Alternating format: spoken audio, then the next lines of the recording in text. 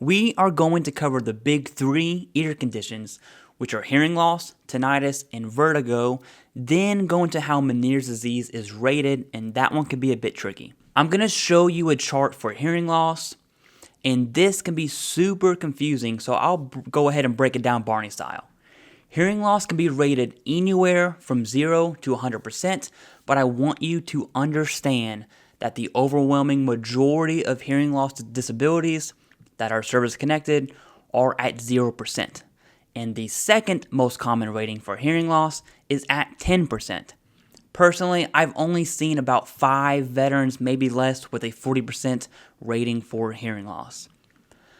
There are 2 different tests to determine hearing loss, and one we know all too well, which is when we're put in a box, put headphones on, and push the button when you hear the tone.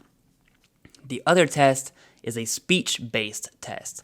So you'll hear a sentence like, "the dog walked in the park," and you'll have to relay that sentence. Or you'll hear a word be spoken, like dog, and you have to relay that word.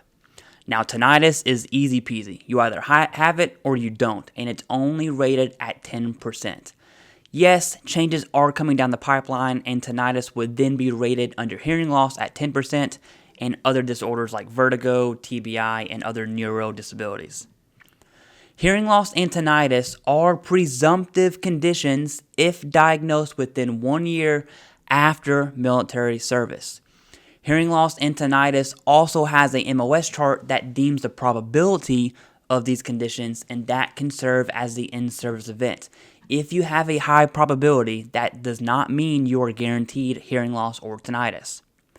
Moving on to vertigo, or as 38 CFR calls this, peripheral vestibular disorders / dizziness, and that can be rated at 10 or 30%. At 10%, the veteran has occasional dizziness, and at 30%, the veteran has severe dizziness that causes staggering when walking. Some other symptoms to consider if you fall into the dizziness category is vomiting and nausea. This disability totally sucks, and if you know, you know. Be sure to share those symptoms with your healthcare team and certainly the C&P examiners if you're submitting this claim. Finally, we have Meniere's disease. Symptoms of Meniere's are what we just described: hearing loss, tinnitus, vertigo, and dizziness. Meniere's can be rated at 30, 60, or 100%, and it's kind of similar to how migraines are rated when it comes to frequency. At 30%, the veteran has hearing impairment with episodes of dizziness less than once a month, with or without tinnitus. At 60%, the same thing, except the veteran has staggering when walking that occurs 1 to 4 times per month. And at 100%, the same thing occurs, except the veteran staggers when walking more than once a week. Some common secondary conditions from these are each other. Hearing loss, tinnitus, vertigo, dizziness, and Meniere's kind of feed off each other. Now, it's definitely a case-by-case basis, and it's not guaranteed. Now, when it comes to Meniere's and all these other conditions, the VA will only take the highest of the ratings. So if you have hearing loss at 0%, tinnitus at 10%, and dizziness at 10%, and you have Meniere's, the VA will award you 30% for Meniere's, as that's the highest rating in this scenario. Let's take another scenario.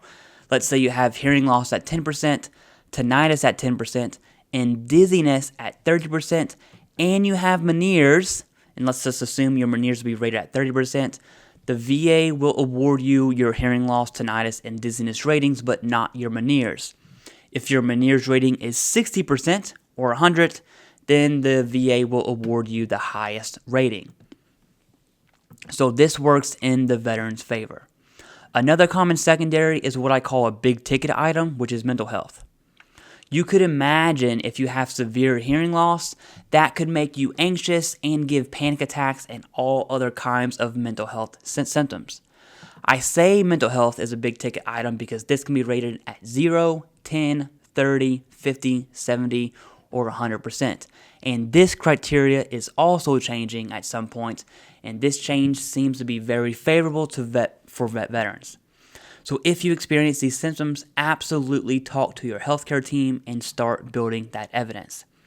Another common secondary are migraines.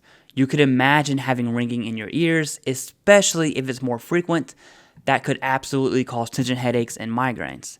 Migraines can be rated at 0, 10, 30, or 50%. And of note, this is the most common rating for migraines is 0%, so you absolutely want to have your evidence ducks in a row. Lastly, I want to talk about service connection. It does not matter what disabilities we're talking about to be service connected. You need what's known as the big three: the in-service event, the current diagnosis, and the nexus.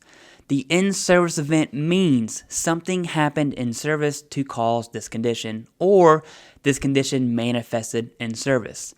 This could look like complaints to your healthcare team while you were active on pre- or post-deployment health assessments. Maybe you were in a car accident on your way home or a training accident. Regardless, there is evidence from service. A current diagnosis can be kind of misleading, but it's required, and the C&P examiner will diagnose you for VA rating purposes. At a minimum, you are going to want documented symptoms and current being within 1 year.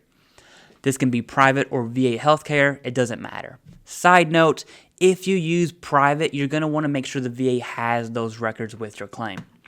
I always recommend veterans having a formal diagnosis that would come in the form of an ICD code or an SCT code from the VA. Finally, the nexus, which is most important.